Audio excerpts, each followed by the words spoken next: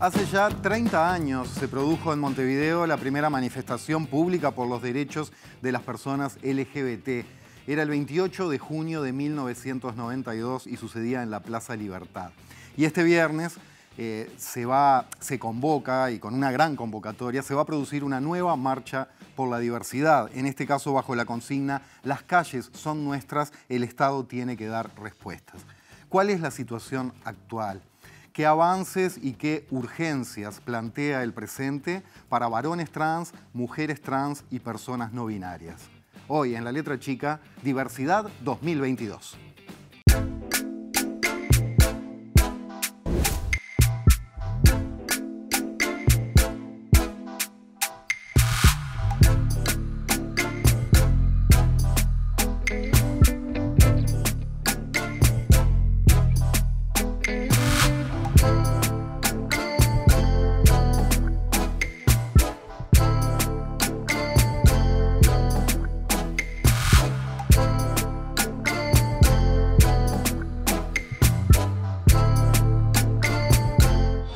Del closet, permitirse ser todo lo que uno siente ser, básicamente.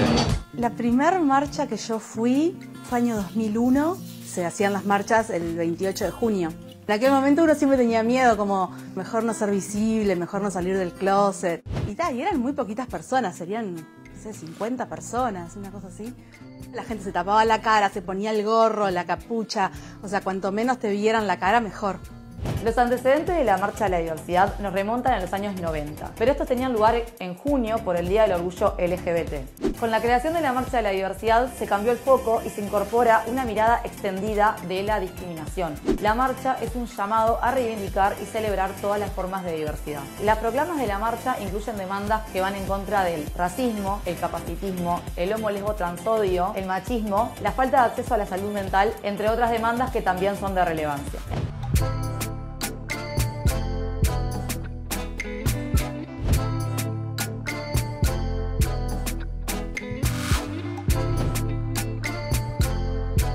Cada vez que tiran los fuegos artificiales y arrancamos con la primera chata a dar la vuelta hacia 18 y ves toda esa cantidad de gente, que es algo tan impresionante, no puedo evitar llorar, o sea, siempre lloro. No nos conformamos con el discurso de la tolerancia. No queremos tolerar ni ser toleradas ni tolerados. Queremos ser reconocidas y reconocidos. Porque la diversidad se vive, no se oculta, no se disimula ni se disfraza. ¡Viva la diversidad!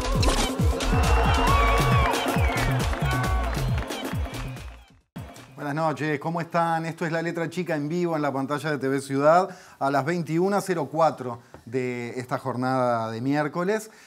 Nuestra compañera Maite Sarazuela sigue engripada, le pedimos que se cuidara y está haciendo caso. Muy bien, Maite, muy bien. Les invitamos, como cada noche, a participar a través de Twitter en nuestro programa con opiniones, preguntas, consideraciones. Todo esto se hace con el hashtag La Letra Chica en su Twitter, recordando además que La Letra tiene Twitter propio, que es @LaLetraChicaTV. Esa es nuestra cuenta. Pero opinen con el hashtag La Letra Chica, opinen, digan, compartan lo que sienten y estaremos colocando varios de sus mensajes en pantalla. Desde ya, gracias por eso. En este primer bloque de La Letra recibimos a la licenciada en comunicación Josefina González, quien además es activista transfeminista. Josefina, bienvenida, gracias. Muchas gracias por la invitación. Buenas noches. ¿Cómo estás? Muy bien, gracias. Viene la marcha el próximo viernes. Exacto. ¿Qué evaluación haces del presente para el colectivo de personas trans de nuestro país después de 4 años de aprobada la ley integral para personas trans? ¿Dónde estamos parados? Y estamos parados en lugares complejos, diría yo, porque en realidad, bueno, venimos del 6 de septiembre, que tuvimos el asesinato de nuestra compañera Salomé, que eso impactó muchísimo a nuestra comunidad. Fue el 10º asesinato de una mujer trans o de una feminidad trans en nuestro país. Aquellos asesinatos que comenzaron o se registraron a partir del 2011, Muchas de nosotras sabemos que tenemos muchas más muertas encima porque en realidad no hay un registro, ¿cómo decirlo? Un registro de las que fueron asesinadas anteriormente por un tema también de registro, específicamente, valga la redundancia, porque antes no existía lo que se conquistó hace muy pocos años, que es el derecho a la identidad, ¿no? Entonces, como siempre decimos, muchas de las nuestras fueron enterradas con otros nombres, con nombres que no se les reconocía su identidad y ni siquiera fueron veladas con esos nombres, por ende no se respetó su memoria o su decisión en vida. Entonces, en ese sentido, creo que nada, venimos como de tiempos complejos y en realidad también hay que hacer como un análisis más sociopolítico, en contexto político, ¿no? Que también estamos como en un contexto bastante complejo a nivel de Latinoamérica y Uruguay creo que no es la excepción. Si bien hemos conquistado normativa y política pública, creo que también estamos en un momento donde algunas cuestiones de esas no se están implementando debidamente, no se están contemplando o no se están destinando, porque a veces también tenemos que hacer esas salvedades, ¿no? Podemos tener un gobierno o un contexto donde se diga, sí, está todo bien y apoyamos estas cuestiones, pero los apoyos no pueden quedar solo en los discursos. Creo que a la hora de cuando las personas que toman decisiones se posicionan con respecto a determinadas temáticas, creo que cuando son coherentes con esas cuestiones entre lo que es su discurso y su práctica política, eso se ve o se refleja cuando se destinan fondos, cuando se destinan recursos humanos, y creo que eso está faltando para la implementación de determinadas cuestiones y para la bajada de la política pública. Cuando hablas de un contexto complicado en América Latina, ¿te referís a la violencia como problema principal o también a esta cuestión que de la boca para afuera es una cosa, pero a la hora de poner la platita y los recursos y la verdadera voluntad política es otra? Me refiero a las dos cuestiones. Primero, que ha habido una incrementación a nivel de América Latina, bueno, ni hablemos de Brasil, ¿no? Que tiene altos índices de asesinatos para nuestras compañeras. Asesinan en Brasil un promedio de 200 travestis o trans por año. Eso es una cifra altísima que nos preocupa y nos duele un montón como movimiento social, como identidades trans. Y no solo ese fenómeno, sino que está viendo como un fenómeno con esto de las redes sociales de una espectacularización de la violencia, donde se están filmando los hechos de violencia y se lanzan a las redes y hay gente que los celebra, que los festeja, pero no solamente a través de las redes, sino in situ, en vivo. Y eso es preocupante, es aberrante como humanidad tener que asistir a estas cuestiones. Eso por un lado. Una pornografía de la violencia, exactamente, digamos. Sí. Pero eso, ¿quiénes la perpetran? ¿Y pueden salir impunes después de eso? Sí, se han hecho movidas, porque en Brasil no tiene quizás los adelantos o las cuestiones tan saldadas como en nuestro país, las discusiones al ser un país tan grande, y más con un gobierno como el de Bolsonaro, que todos sabemos cuáles son las implicancias y los lineamientos de ese gobierno. Entonces no tienen tanta normativa y tanta protección, y en realidad también tienen un fuerte componente de lo que llamamos, de lo que son los grupos organizados, que tienen que ver con los pentecostales y evangélicos, que tienen mucha fuerza en Brasil, pero mucha fuerza sobre todo a nivel de territorio, a nivel de barrios, ¿no? Y eso hace que se alineen mucho con determinados sectores de la política, sobre todo la derecha o la ultraderecha, y que tengan como mucha fuerza y mucha impunidad a la hora de ejercer hechos delictivos o de violencia. En Uruguay, ¿qué aspectos de la ley, que como decíamos, recordamos, tiene 4 años ya, crees que han sido ninguneados por falta de recursos o falta de implementación, que están pendientes y que son urgentes? Y creo que hay dos aspectos fundamentales. El primero es el derecho a la accesibilidad del sistema de salud. Estamos teniendo grandes fallas en ese aspecto específico, en lo que tiene que ver con los tratamientos trans específicos y con que de alguna manera baje la política pública a lo que son los organismos de salud, tanto públicos como privados. Hay determinadas resistencias que hemos detectado a través de determinadas compañeras que han intentado acceder a esos servicios y se les ha negado o se les ha dicho que tienen que pagar determinados tratamientos que están contemplados de manera gratuita y que tendrían que ser incluidos de manera gratuita según la ley y según el decreto reglamentario de la Ley Integral para Personas Trans. Eso por un lado, y creo que tiene que ver con una cuestión de voluntad política. Siempre el punto acá base es la voluntad política y el hecho del diálogo interinstitucional, que es lo que siempre termina fallando. Porque nos podemos juntar un montón de personas y hacer un muy lindo documento, pero después, si no nos ponemos de acuerdo y eso no se traduce en realidad o llevarlo a los hechos, ahí es donde fallan las cuestiones y sobre todo falla la comunicación y el diálogo entre las instituciones, ¿no? Y creo que acá el órgano rector de estas políticas es el Ministerio de Desarrollo Social y es quien intenta coordinar a través de lo que es el Consejo Nacional de la Diversidad Sexual, que es un espacio de trabajo entre organismos públicos y sociedad civil, pero siguen existiendo esas falencias o esas fallas a nivel de la implementación de la ley, porque seguimos teniendo compañeras que en la realidad de los hechos van a los servicios de salud y no se les informa debidamente, o se les rechaza, o se les da una información que no es la verdadera. Eso por un lado. Y por el otro lado, el tema del cupo laboral para personas trans, que fue un cupo muy discutido durante el proceso de tratamiento debido de la ley, cuando se trató públicamente, que también ahí encontramos bastantes fallas, y ahí quien debe fiscalizar o quien debe de regir esas políticas o estar como al tanto es la Oficina Nacional del Servicio Civil. O sea, acá tenemos nombres de organismos y personas que están al tanto y personas que están a cargo de esas decisiones. Creo que estamos en el momento de que esas personas se muevan y hagan su trabajo. Porque en realidad sabemos cuál es nuestro trabajo. Nuestro trabajo es estar velando constantemente por que nuestras compañeras accedan a los servicios, accedan de alguna manera a poder llevar a cabo sus derechos, a acceder a determinadas cuestiones, pero en realidad siempre encontramos como fallas a nivel de los organismos y en esto de los diálogos institucionales y los acuerdos. Para señalar lo que sí, ¿qué organismos están cumpliendo con esa cuota? ¿Qué oficinas, qué instituciones que digan, bueno, es por acá y nos gustaría reconocer que se está aplicando la ley? Bueno, algunas cuestiones se están haciendo y también está bueno poder recalcarlo. A nivel de la Intendencia de Montevideo se están gestionando la implementación de los cupos a nivel de determinados programas. El Ministerio de Desarrollo Social también ha implementado algún que otro cupo en algunos programas específicos y ahora desarrolló un programa a través de un convenio que se escribió en la gestión anterior pero se implementó en esta, que tiene que ver con la capacitación a personas para la inserción laboral. Eso recién se lanzó hace muy poco, todavía no tenemos datos, no tenemos estadísticas, no tenemos todavía cómo se va a desarrollar eso y cómo va a impactar también en nuestras compañeras. Pero en realidad, nada, recalcar eso, que es necesario de alguna manera el diálogo interinstitucional y que de alguna manera se pongan de acuerdo también, porque vas a un lugar y te dicen una cosa y vas a otro lugar y te dicen otra. Entonces eso no puede pasar cuando hay una normativa que es clara, cuando hay un decreto reglamentario que es claro y cuando hay determinadas políticas que son claras en nuestro país. Quedando claro esto de que hay que empujar la ley hacia la realidad, por decirlo así, en salud y en cupo.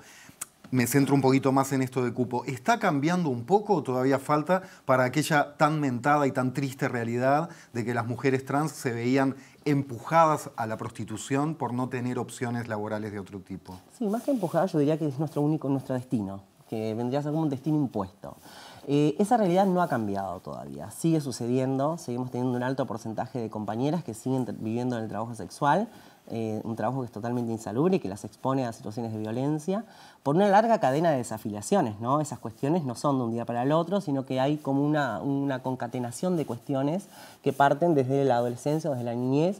Por eso es tan importante remarcar siempre las cuestiones de las niñeces, las infancias o las adolescencias trans en nuestro país, que hace poco hubo un evento público en una organización y fue bastante vapuleado públicamente por algunos personajes políticos, diría,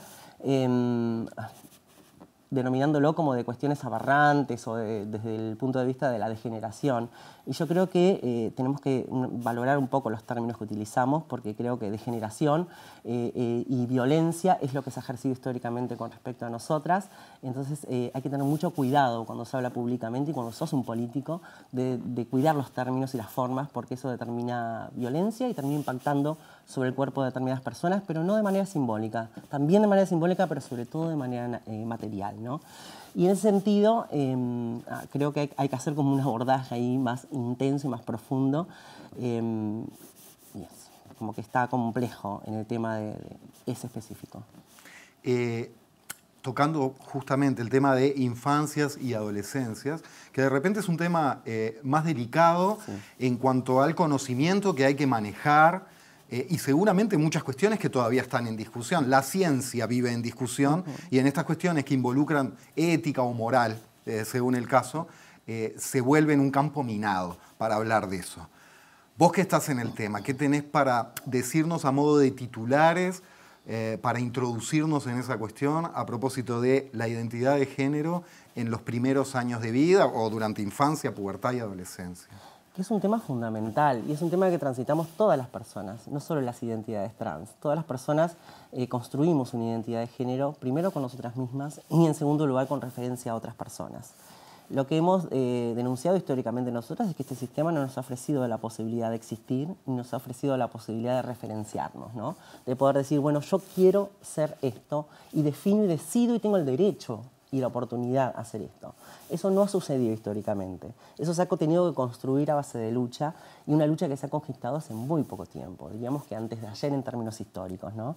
En ese sentido, y como dice la gran poeta y activista travesti Susy Shock, que es una compañera argentina, tenemos que empezar a respetar y a saber leerle las alas a las niñeces y a las adolescencias. Y las alas son los sueños, lo que define la persona para sí misma. Si no somos capaces como adultas, como adultos, de respetar esas niñeces, estamos condicionando a un no posible desarrollo de vida en una cuestión amorosa, en una cuestión continentada. Y creo que ahí es donde tenemos que hacer el foco. En esta sociedad, en esta cultura nuestra, que siempre ha tutelado tanto y ha decidido tanto y definido tanto sobre las niñeces y las adolescencias, pero después nos llenamos la boca diciendo que son el futuro. Pero las personas adultas somos las que condicionamos ese futuro y las que formamos y generamos ese futuro. Entonces creo que hay que poder respetar y leer esas alas, pero sobre todo abrazarlas y acompañarlas en los procesos. Eso atraviesa familia, sistema educativo, sí, todos los ámbitos. Todos los estadios y todas las etapas que vamos transitando como personas. Pues me dejas pensando que de repente en otros aspectos, cuando un niño o una niña se va definiendo, uno como adulto no tiene miedo en estar condicionando si apoya su vocación o su deseo o su tendencia. Sin embargo, tal vez entra la moral en esto, y en la cuestión de identidad de género sí puede haber un miedo a decir, bueno, pero no será algo que se le ocurrió pasajero, y si yo lo animo o la animo, estoy flechando la cancha y capaz después se daría cuenta que no. Digo, son cuestiones que deben jugar en la cabeza de padres, docentes, todo, pero insisto, debe haber mucha literatura al respecto como para investigar y hablar con propiedad. No, y además también afirmaciones como del tipo, cuando se discutía la ley públicamente, allá por el 2018, habían actores políticos que decían, bueno, capaz que es una etapa de rebeldía. Y yo salí a afirmar públicamente en aquel momento, que se hizo como un titular enorme, bueno, ninguna identidad se construye desde la rebeldía, porque nadie define o decide quién quiere ser a partir de la rebeldía. Y en todo caso también tenemos que hacer el análisis contrario. Las personas tenemos derecho a transitar cuestiones, que ninguna cuestión debe ser estanca o definitoria en esto de sabernos o construirnos varones o mujeres en este sistema binario que nos da solamente esas posibilidades. Bueno, esas posibilidades también nos han sido impuestas, también han venido como un relato de construcción que hemos repetido y reproducido constantemente.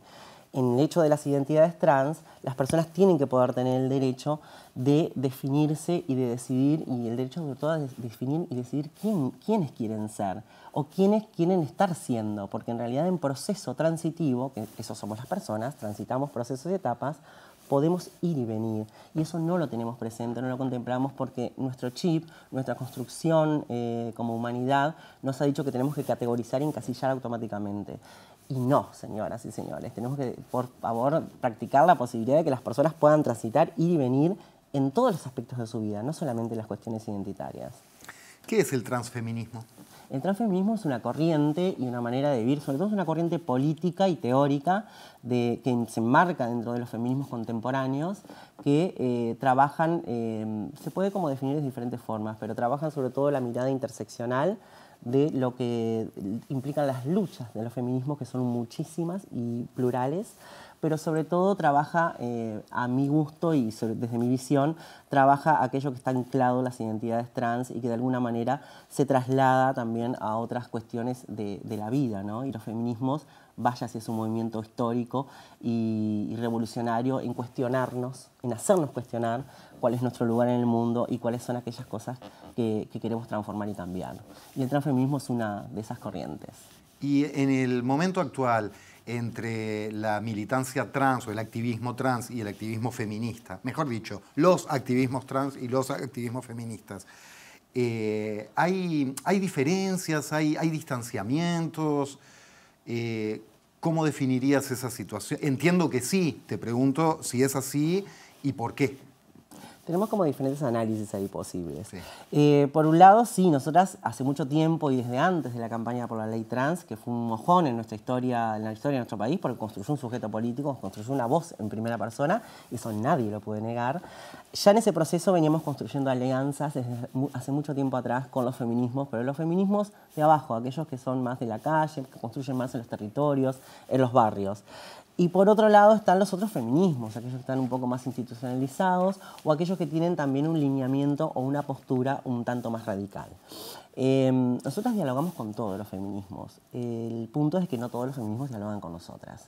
Y eso ha sido histórico, no es de ahora, sino que viene desde antes, ya desde la primera ola del feminismo, de la segunda ola, había ya una fragmentación clara. Y yo creo que ahí la disputa es la base de lo que implica el sujeto político del feminismo, ¿no? ¿Cómo se define ese sujeto político? Y lo definen como el sujeto político mujer. Pero para una parte del feminismo, el sujeto político mujer implica aquella que porta vulva o vagina, que no es lo mismo. Y para nosotras... Eso es para ampliar en otro programa. Sí, es para ampliar en otro programa, para profundizar sobre eso. Y para nosotras implica disputar ese concepto y ampliar esa categoría. Ajá. Porque en realidad esa categoría abarca mucho más que a la mujer que nació con vagina. O sea que es una discusión sobre el ser mujer, en el fondo. Sí, es una discusión sobre el sujeto político de los feminismos. Y en realidad creo que la respuesta está, que es mucho más profunda de lo que voy a decir en este momento, sí, en que si queremos transformar una cultura entera y erradicar el machismo, el patriarcado y las violencias, el sujeto político es mucho más que la mujer, como enmarcan o enuncian algunos feminismos, sino que somos todas las personas, el sujeto político o los sujetos. Si bien las violencias impactan de manera más cruel y más violenta sobre los cuerpos feminizados, y cuando hablo de cuerpos feminizados hablo de mujeres cisgénero, de mujeres transgénero, y todo aquello que se sale del binarismo o de la norma o de la hegemonía.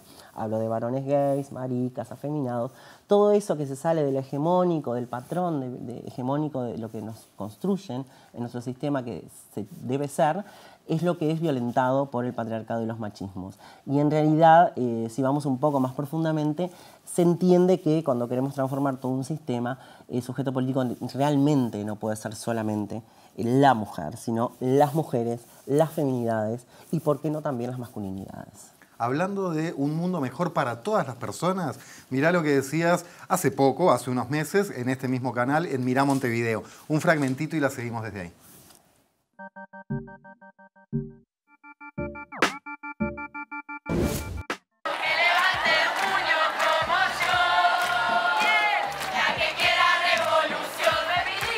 Si tuviera que pensar en un mundo ideal, y en realidad creo que estamos en proceso de construirlo, pero para eso tenemos que derribar un montón de cuestiones y manejar conceptos como el de destrucción para la construcción, por ejemplo, que hay mucha teoría que habla sobre eso, ¿no?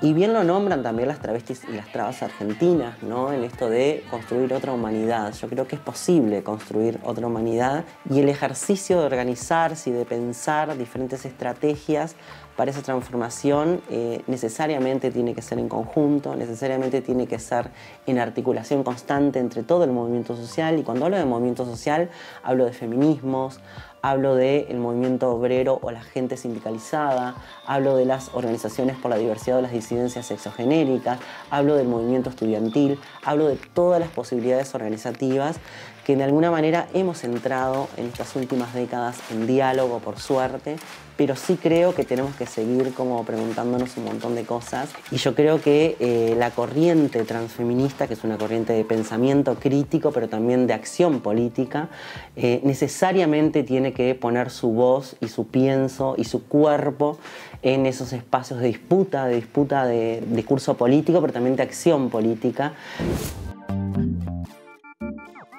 Bueno, aquello de obreros y estudiantes unidos y adelante, pero llevado al máximo en cuanto a todos los grupos oprimidos de esta sociedad y también los grupos no oprimidos empatizando. Soñar un mundo ideal, soñar un mundo mejor. Por ahí, Josefina, va por ahí. Y creo que tiene que ver, teníamos el tape obviamente preparado de antes, pero me acordé de él en el momento que hablabas de esto. Va por ahí. Sí, va por ahí necesariamente. Y creo que el pensamiento crítico y la acción política transfeminista justamente nos trae eso. Además de las otras acepciones que puede tener ese término, ese concepto, también es esto de tu lucha es mi lucha. Y creo que el movimiento social todo debe estar interrelacionado en un diálogo muy cercano y en una articulación necesaria, porque en realidad cuando entendemos determinadas bases que nos igualan en nuestras luchas, entendemos que necesariamente tu lucha es mi lucha, independientemente de las chacras o independientemente de la intencionalidad de afuera de fragmentar determinadas cuestiones. Creo que hay que hacer el proceso inverso, y es justamente unirnos, es justamente encontrar los puntos en comunes, encontrar los acuerdos para construir una mejor humanidad. Hay una gran sensibilidad en ese sentido. una hipersensibilidad, decís tu lucha es mi lucha. Y muchas veces, se me mete mucha CH en el párrafo, tu lucha es mi lucha y mucha, se dice, bueno, mi lucha es mi lucha, no hables por mí, no te metas acá, pero no con mala intención, sino por el hecho de sentir que se puede tergiversar o de que se te están apropiando de algo sagrado, que es que nosotras hablamos por nosotras, nosotros hablamos por nosotros, etc. ¿Podemos equilibrar esas dos cosas, que las luchas sean de todas y todos y todes y a la vez respetando los espacios? Sí, se pueden equilibrar. Yo creo que yo soy una gran defensora de las voces en primera persona. De hecho, construimos una voz travesti trans en primera persona en este país que no existía. Estaba siempre supeditada a otras voces, a otras identidades. Pero en realidad yo creo que se puede acompañar las luchas. Se puede acompañar, y acompañar implica ir de costado, ir de lado, ni adelante ni atrás. Y eso es lo que nos confunde a veces. En esto de los protagonismos, en esto de las cuestiones de los intereses, determinados intereses, nos confunden y creen que, bueno, pueden ir por delante o por detrás, y no, se puede ir al costado también. Y creo que hay que trabajar un poco más el costado. Josefina, para cerrar, a mí me da la sensación, tú me dirás si estoy errado, de que las marchas por la diversidad son a la vez una gran manifestación política y una gran fiesta. ¿Lo son? Sí. Últimamente lo viene siendo. Creo que en realidad lo que celebra la diversidad, que la diversidad en su más amplio concepto, porque no solamente hablamos de personas disidentes o de la diversidad sexual. Cuando hablamos de diversidad hablamos de personas afrodescendientes, personas en situación de discapacidad, mujeres y un largo etcétera. Sí es una fiesta porque en realidad nosotros estamos orgullosas y orgullosos de ser, porque tuvimos tantos siglos en la oscuridad, en la clandestinidad, que poder visibilizar y plantarnos y ocupar la calle no solamente es una cuestión simbólica, sino que también es un hecho político. Creo que eso es importante poder destacarlo. Y también no deja de ser, valga la redundancia, un acto político, porque en realidad es una plataforma reivindicativa, es un lugar donde se expresa públicamente determinadas necesidades, hay una demanda específica del movimiento social, de aquello que se ha logrado y de aquello que falta por lograrse. Entonces no tenemos que perder esas cuestiones. Y después, por otro lado, está el intento también de cooptación constante que tiene el capitalismo, pero eso lo ha hecho históricamente con todas las luchas. Lo que se denomina el pinkwashing, eso también está un poco en discusión en nuestro país porque se ha venido como acercando de a poco, viene como llegando de a poco a estos lares, a estos lugares, pero en realidad sí es un evento necesario, porque en realidad ocupar la calle siempre es necesario, porque como dije anteriormente tuvimos tantos siglos de invisibilización, de clandestinidad, aquellas primeras manifestaciones públicas donde la gente salía a cara tapada por miedo de que la echaran de su trabajo, por miedo de tener problemas en el seno de su familia. Entonces hoy en día que se hace una manifestación multitudinaria y que se haga en respeto y en armonía, además de celebrar, también reivindicar determinadas cuestiones políticas, creo que es profundamente necesario. Y no me quiero olvidar de no solamente convocar esta marcha en Montevideo, que es el próximo 30 de septiembre, que sale de Plaza del Entrevero, 19 horas, a la 1 de mayo, a Plaza 1 de mayo, sino también de dar un saludo grande al Movimiento Social del Este, de Maldonado y San Carlos, que ellos marchan el 14 de octubre y el 15 de octubre en sus respectivas ciudades. 14 de octubre en San Carlos, 15 de octubre en Maldonado. Josefina González, un gran placer y que el viernes sea una gran manifestación, una gran fiesta. Y esto ya lo deseo para todas, todos y todes, que el mundo sea un poquito mejor la semana que viene. Que así sea. Muchas gracias. Ya seguimos, no se vayan.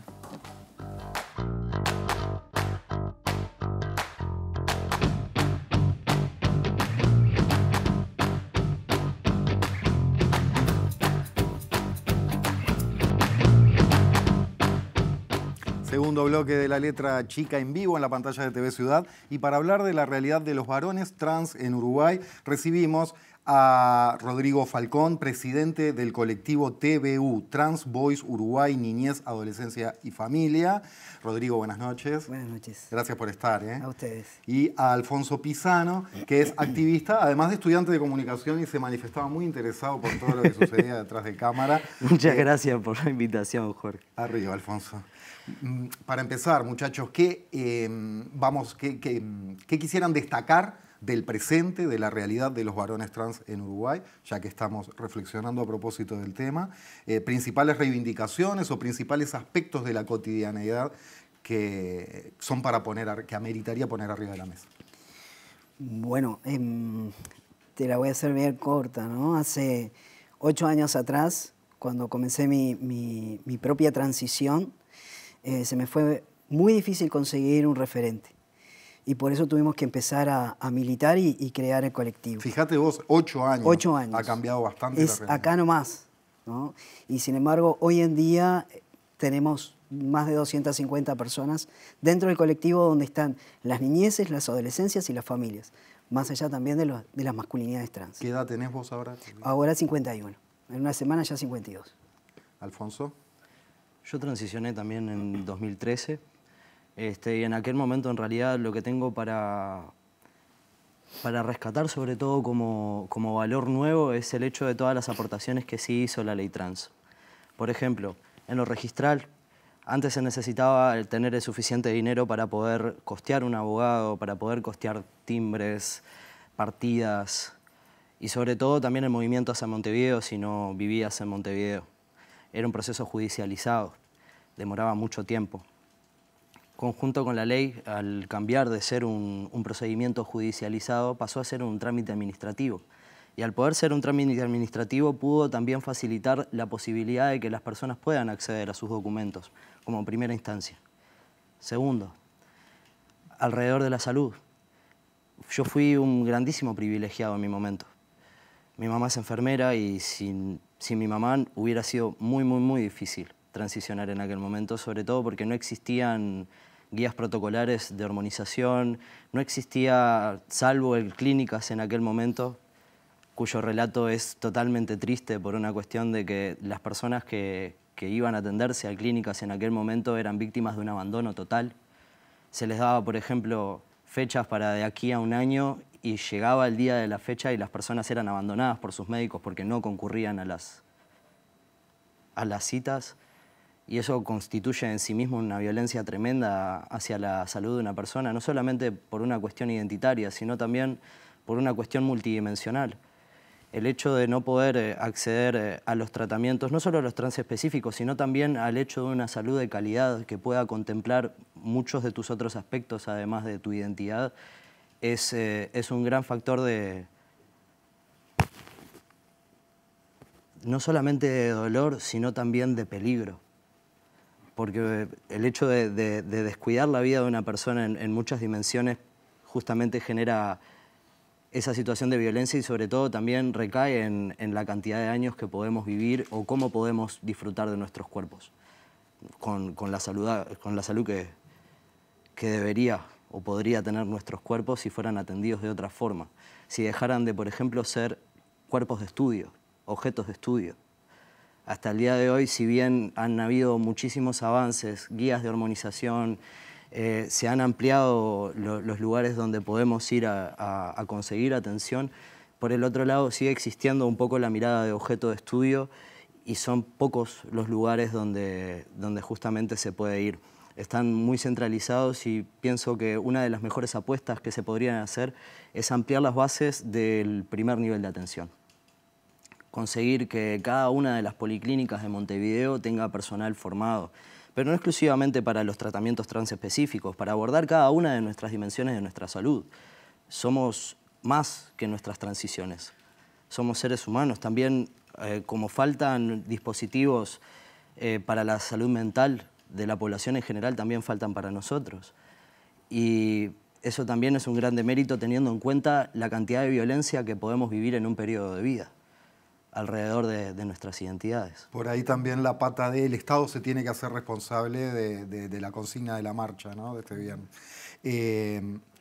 Me quedé pensando en eso que decías de objetos de estudio y dicho de manera más bestial se podría decir también bichos raros en cuanto a la mirada social que puede trascender incluso el ámbito médico. ¿En qué situación creen que estamos hoy con eso? Es decir, la sociedad, las personas en general, ¿cómo los ven?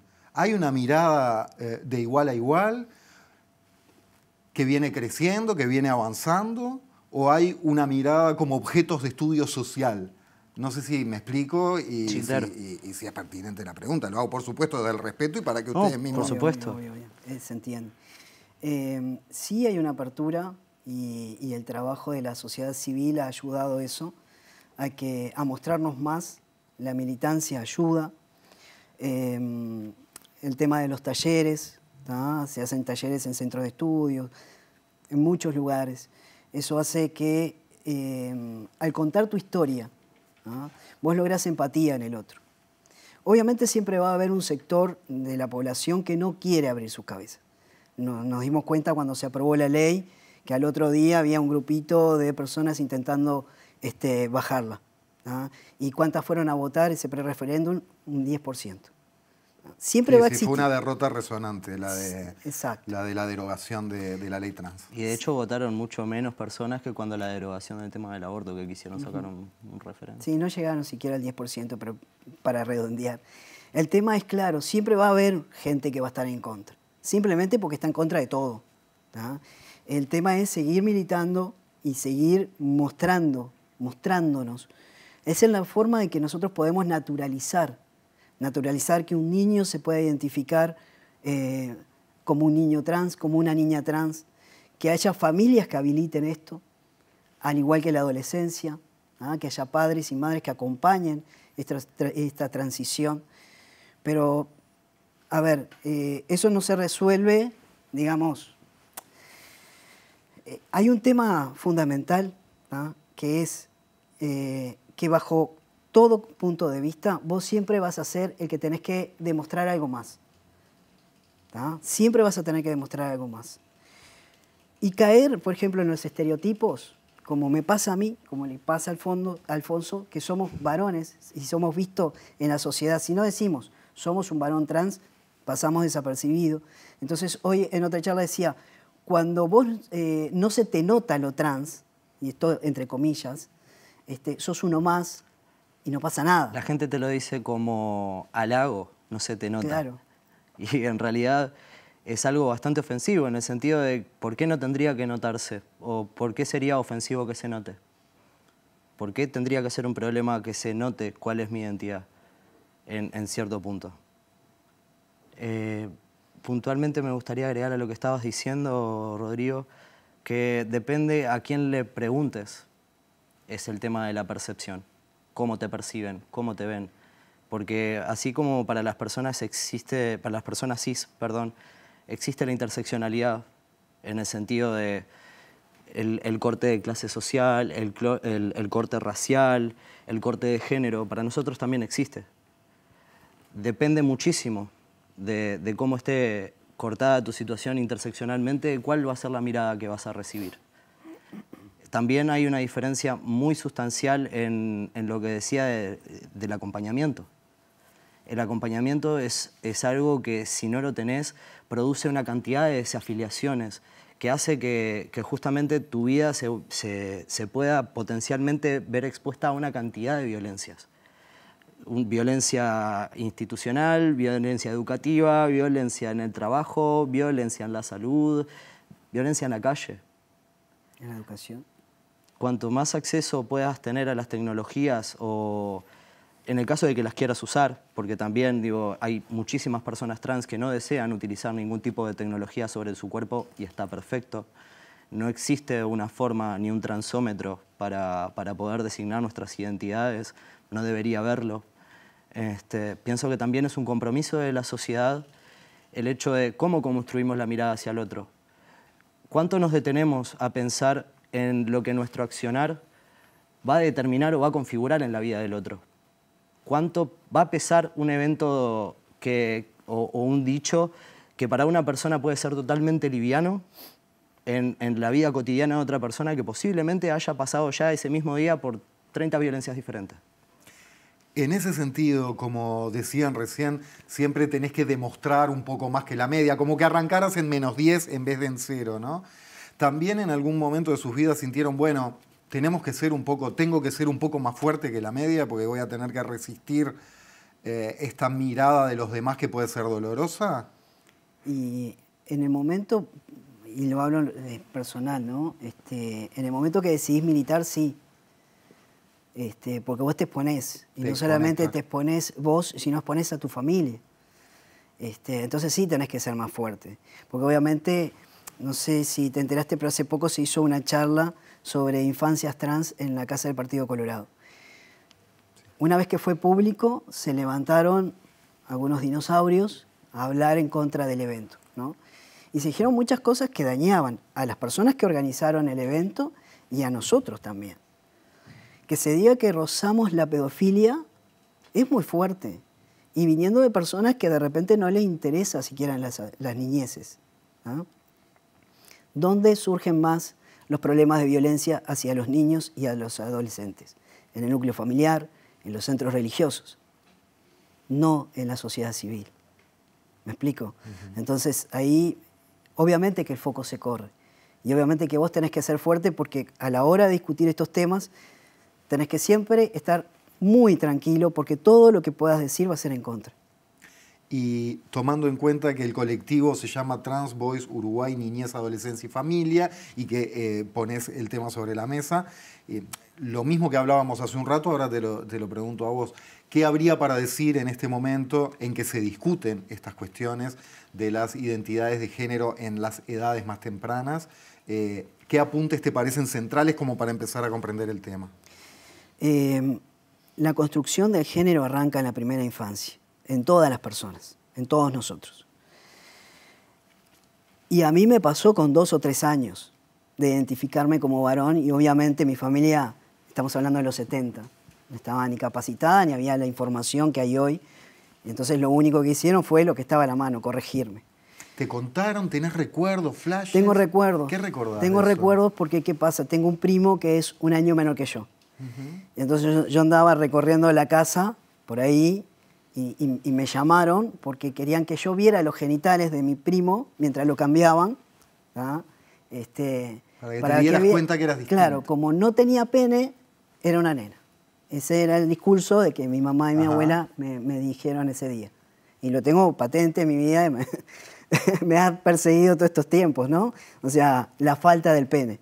Hasta que por fin me pude reconocer como varón trans. Pero sí, obviamente, me parecía que mi cuerpo estaba incompleto. Bien, del testimonio, que me parecía súper interesante, a la generalidad, volvamos entonces. Decíamos, apuntes sobre infancias e identidad de género. Hoy, al lograr familias que estén acompañando estos procesos, lo que hacen es que los gurises chicos, te estoy hablando de 4 y 5 años que tenemos dentro del colectivo, estén más fortalecidos, puedan tener una infancia más libre y por lo menos que esto del género no sea una condicionante para estar mal, para no querer ir a la escuela. Y es también un punto fundamental para informar. Tenés madres que van a las escuelas a explicar la temática de sus hijos, hablar con las directoras. Algunas tienen una mente un poco más abierta y logran un ambiente más amigable para esos chicos y otras ejercen un poco de resistencia. Siempre al final terminan cediendo. Claro que no es un tema fácil de lograrlo. Pero no es ningún cuco. O sea, ¿vos qué necesita un niño para realizar la transición? Simplemente que se respete el nombre que él mismo eligió y los pronombres. Que de repente, si es un varoncito trans, va a querer cortarse el pelo, va a querer reafirmar el estereotipo de varón. ¿Qué daño hace ese niño? No hay hormonas de por medio, no hay cirugías de por medio. En tal caso, más adelante podrá, si quiere, si sigue, obviamente, cambiar su nombre en los documentos. Es lo único que necesita. Bueno, ahí dijiste algo interesantísimo también, que puede desbaratar algún miedo de la vereda enfrente, que es si sigue. Nadie asume tampoco que es para siempre una decisión de un niño o una niña de 5 años. La otra vez hablábamos de ese tema y realmente acá en Uruguay, obvio, no hay estadística. La estadística que viene de afuera es que son muy pocos los que no siguen. Pero es un porcentaje muy poquito. Y esto habla del fortalecimiento que se le da a ese niño cuando puede realizar la transición libre. ¿Me explico? Sin la resistencia de parte de la familia. Pienso que muchas veces también puede tener que ver con eso, con el entorno y cómo la persona puede recibir el apoyo no solamente de sus padres, madres y pares. ¿Vos, Alfonso, te acordás en qué momento te diste cuenta quién eras y quién querías ser y por qué? Y fue un camino bastante tortuoso, te diré, en el sentido de que no disponía de mucha información porque claramente el momento no estaba dado. Yo tengo 27 años y transicioné con 18, ¿no? Pero en aquel momento yo viví mi vida de una forma muy natural cuando niño, en el sentido de que mi masculinidad siempre fue una cosa muy vívida. Nadie me la recortó de alguna forma. Sí hubieron comentarios encausantes durante mi vida. Esto, aquello no, esto sí, porque sos una niña, aquí y allá. Pero en determinado momento se rindieron para conmigo. Y simplemente me dejaron ser, y cuando yo vine con mis planteamientos, mi familia no estuvo para nada extrañada. Tengo muy presente de que no todos los casos se desarrollan de la forma en la que se desarrolló el mío. Pero sinceramente veo que con el correr de los años, al haber cada vez más información y sobre todo en el hecho de que hay cada vez más acompañamiento, más ejemplos, hay personas muy valientes en esta vida que han justamente con su ejemplo, con su lucha, con su andar, con su ejercicio, nos han marcado líneas de nuevas posibilidades. Antes no nos podíamos ni siquiera imaginar siendo profesionales. Uno de mis amigos se recibió de psicólogo ahora y es un varón trans, y para mí es una inspiración. Es una inspiración que el tipo se haya podido recibir de psicólogo. O sea, me dice, yo también puedo. Yo también puedo seguir estudiando, yo también puedo seguir haciendo otras cosas.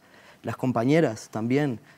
O sea, en el sentido de que si bien es muy difícil llegar a esos lugares por todas las cantidades de desafiliaciones que existen y de toda la violencia que vivimos, se puede. Hay casos de éxito. Entonces, de alguna forma, te da esa esperanza de que quizás en algún momento cada vez podamos ser más y podamos ocupar más lugares. Los merecemos, como cualquier ser humano, ocupar los lugares que deseamos en esta vida, habitar el deseo, habitar cualquier espacio sin recibir ni esto de violencia. Todo tiempo queda corto cuando hablamos de quiénes somos y quiénes queremos ser. Claramente. Por hoy, Rodrigo Falcón y Alfonso Pisano, mil gracias. Muchas gracias, Jorge. Ya venimos con el último bloque de La Letra Chica. Hablaremos de realidad de personas no binarias. No se vayan.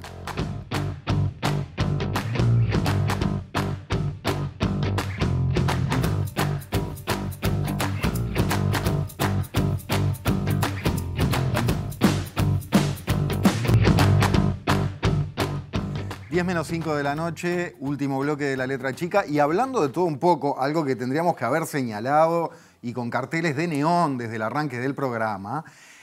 Habrán visto las promos, asumíamos, pero remarquémoslo, claro que sí. Este viernes TV Ciudad transmite una nueva marcha por la diversidad por Avenida del Libertador. Será desde las 19:30 la transmisión en sí, pero ya desde las 18, Mirá Montevideo y luego el informativo MBD Noticias estará en el tema y con móviles en vivo. Y 19:30, insisto, la transmisión de una nueva marcha por la diversidad en Montevideo. Salud. Andy Falcone es artista y cultiva la poesía, el trap, el rap, etc. Decía Andy Falcone en el Politeama de Canelones en el Mundial Poético 2022. Vos me ves, vos te confundís. Señora, señor, soy una persona trans no binaria, una marica trans no binaria. Deseo todo al revés. La felicidad es negra y lo blanco es muerte. Los binarismos entorpecen. No quiero más etiquetas. Sin embargo, sigo usándolas. Andy, buenas noches, gracias. Hola, buenas noches. Gracias a ustedes. ¿Qué es para vos la bandera de la diversidad y la marcha por la diversidad? Empezando por ahí. Bueno, la bandera de la diversidad para mí es un marketing, primero que nada. Y la marcha de la diversidad, deseo que se pueda seguir transformando en una fiesta que tenga el fuerte acto político de reivindicación de derechos y que no quede solo en lo que es una fiesta. Este año a mí me toca estar en el escenario principal de la Marcha de la Diversidad y voy a estar compartiendo mi música, pero también voy a estar compartiendo como mi mensaje y mi manera de habitarlo. Un poco entendiendo también cómo fue este movimiento, ¿no? Que hace 30 años inició con personas que salieron a la calle y realmente estaban gritando por sus derechos, manifestándose por sus derechos haciendo, todavía viniendo de unos coletazos de la dictadura, que era muy fuerte ver, ¿no?, a todo lo que era un movimiento gritando por sus derechos, y hoy en día yo siento que en estos años la Marcha de la Diversidad ha sido como mucho ir a por un gran colectivo, ¿no?, de más de 50.000 personas, en un estado más como de fiesta y no tanto como de reivindicación de nuestros derechos. Entonces siento como activista, como artivista, traerlo desde todos los lugares, desde mi arte, desde mi transformación, desde mi arte no binario también, como en cuestionamiento, porque también siento que gran parte de todo esto es encontrar el punto de partida a través de la incomodidad, incomodarnos también dentro del movimiento, ¿no?, con estos mensajes de que, bueno, sí, vamos a celebrar, vamos a hacer que sea una fiesta, pero que la fiesta sea una reivindicación de protesta, ¿no?, que sea como un lugar a donde podamos ir a divertirnos, a gritar, pero no solo a que nos duela la garganta de cantar y me solté el cabello y me vestí de reina, ¿no?, sino de gritar por lo que está pasando, por las problemáticas que están pasando, que son muchas. Y cuando digo la bandera de la diversidad para mí es un marketing, es porque siento y me he sentido como a veces me pasa de ir caminando, por ejemplo, por 18 de julio, ¿no?, y ver la gran parte de grandes locales embanderados con la bandera de la diversidad, ¿no?, y entras al local y preguntas ¿cuántas personas trans están trabajando? ¿Cuántas lesbianidades están trabajando? ¿Cuántas maricas trabajan acá? Y te encontrás con respuestas que ninguna. Entonces, hoy en día para mí gran parte de lo que es la bandera de la diversidad es un marketing, es una bandera hermosa, honro los colores, me encantan, me parece que hay que agregarle muchos otros colores, ¿no? Hay que todo el tiempo ir como haciendo un reset, pero hoy en día como punto crítico es lo más sincero que te puedo decir, que es eso. ¿Se puede revertir eso que sentís así? Sin duda se puede revertir, y si revertirlo es hacer esto. Que puede ser dicho de otra manera, una apropiación del capitalismo, ¿es eso lo que marcás? Sí, exacto. Remarcarlo y como llamar la atención e incomodarles en los puntos a donde dejen de usar nuestras luchas para una campaña de marketing. Porque es lo que más sucede hoy en día. Llega septiembre y un día, el mes y el día que nos regalaron a la comunidad, ¿no?, septiembre, y un día el 28 de junio, y todo es arcoíris. Todo es colores despampanantes, pero después pasa y el lunes, capaz de la semana que viene, ojalá sea como tu día, dijiste cuando estuviste con Josefina, ojalá la semana que viene vivamos yo también lo deseo, pero a veces no sucede. Pasa este mes y el día que nos regalaron a la comunidad y todos los colores desaparecen, ¿no? Es como...